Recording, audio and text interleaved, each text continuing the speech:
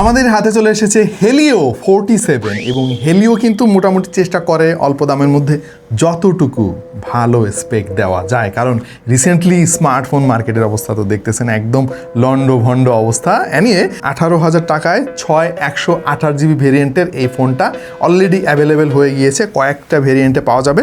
আমাদের কাছে চলে এসেছে তাদের ব্ল্যাকিশ টাইপের একটা কালার এবং এইটা বেশ ভালোই লাগতেছে আমার কাছে, যদিও ক্যামেরা বামটার ডিজাইন অন্যান্য আরও অনেক ফোনের সঙ্গে মিলে যাচ্ছে। এনিওয়ে চলুন এক নজরে দেখে আসি হেলিও 47 ফোনে আর কি কি আছে। প্রেজেন্টিং হেলিও 47 এবং G81 প্রসেসরের সঙ্গে এই ফোনটা মার্কেটে এসেছে। 6000 mAh এর ব্যাটারি রয়েছে, সেই সঙ্গে 18 ওয়াট ফাস্ট চার্জিং এর ব্যবস্থা আছে। IP64 এর dust and water resistance support রয়েছে। তবে ডিসপ্লেতে আসলে আমরা আর এই বাজেটে ফুল এইচডি দেখতে মনে হয় না পাবো অদূর ভবিষ্যতে, কারণ এখানেও তারা ইউজ করেছে HD+ একটা প্যানেল। তবে ভালো ব্যাপার হচ্ছে তারা ডিউ ড্রপ নচ দেয় নাই, থ্যাঙ্কস হেলিও। 5 হোল কাটআউটের এই ডিসপ্লেটার সাইজ হচ্ছে 6.67 ইঞ্চি আর 120 হার্টজের রিফ্রেশ রেটও আছে।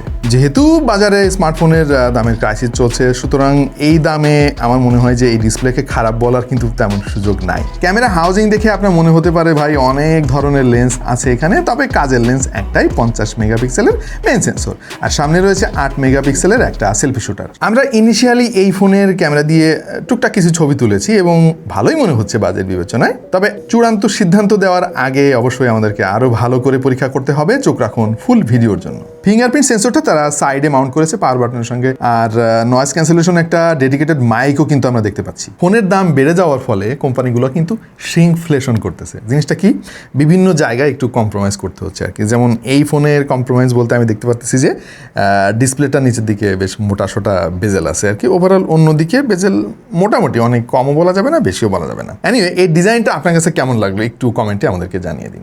বক্সের মধ্যে প্রয়োজনীয় সব কিছু পেয়ে যাবেন, তবে আমার পার্সোনালি এই ব্যাক কভারটা অনেক ভালো লাগছে। সিলিকনের হলেও এটা লাগালে কিন্তু ফোনটা দেখতে বেশ ভালোই লাগে। হেলিও G81কে কিন্তু এই সময়ে এসে এই বাজেটে খুব একটা খারাপ বলা যাবে না। এটা everyday usage, social media browsing, video streaming এবং এন্টারটেনমেন্টের জন্য বেশ স্মুথ আর রেসপন্সিভ আমার কাছে মনে হয়েছে।